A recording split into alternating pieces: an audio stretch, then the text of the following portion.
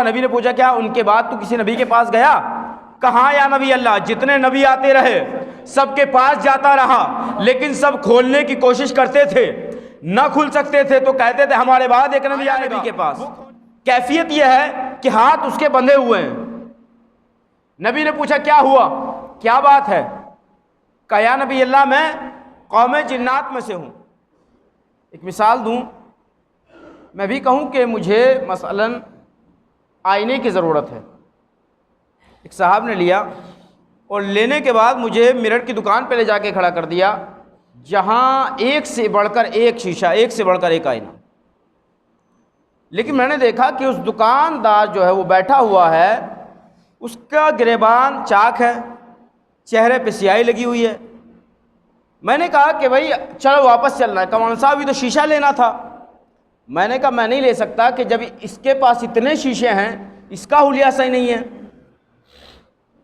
تو کہے گا کہ مولانا صاحب شیشے تو میرے پاس ضرور ہیں، میں شیشوں کے درمیان تو ضرور گھرا ہوا ہوں، لیکن میں اپنے ان شیشوں کی طرف متوجہ نہیں تھا۔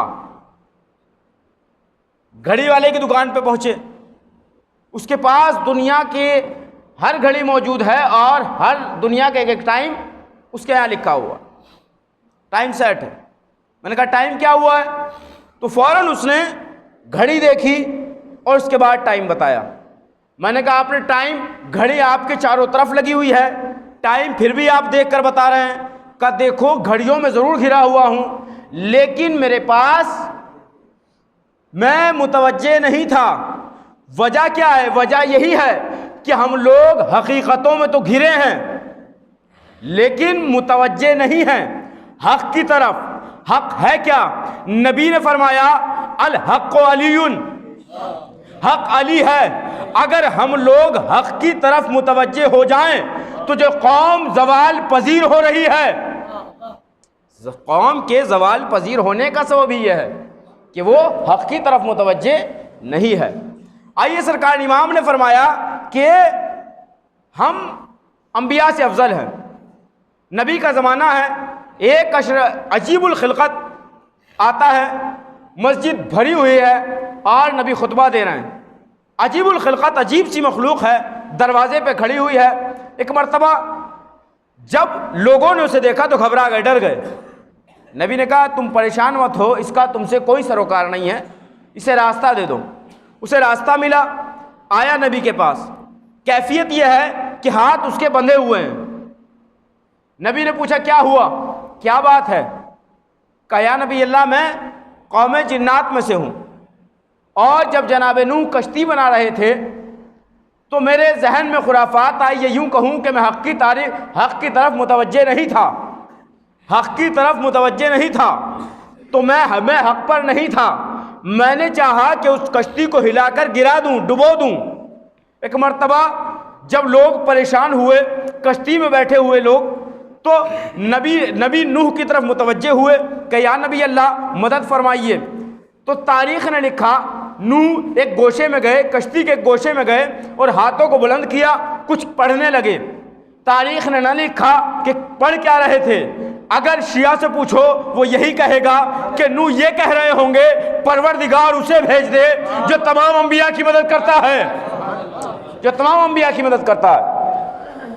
اور اس کے بعد کہتے ہیں کہ اس کے بعد کچھ دیر گزری کہ دریا پر ایک نورانی گھوڑا، نورانی شخص آیا، اور آنے کے بعد اس نے ایک ہاتھ سے میرے ہاتھوں کو پکڑا، ایک ہاتھ سے باندھ دیا اور باندھ کر چلا گیا۔ اس کے بعد میں متوجہ ہوا اور میں حق کی جانب متوجہ ہوا کہ نہیں نوح حق پر ہیں۔ میں نے نبی سے کہا یا نبی اللہ مجھے معاف کر دیجئے اور میرے ہاتھوں کو کھول دیجئے۔ نوح آگے بڑھے، کھولنا چاہا نہ کھلے، کھولنا چاہے نہیں کھلے۔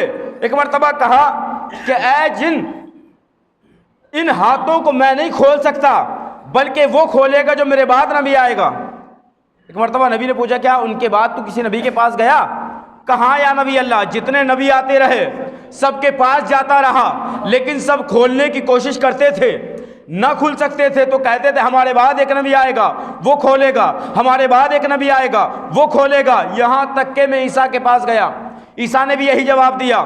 بات تمام ہوئی، جن کہتا ہے کہ یا نبی اللہ اب میں نے پڑھا ہے کہ آپ کی شریعت میں، ہماری شریعت میں بھی کوئی آپ کے بعد نبی نہیں آئے گا، اب آپ ہی ان ہاتھوں کو کھولیے۔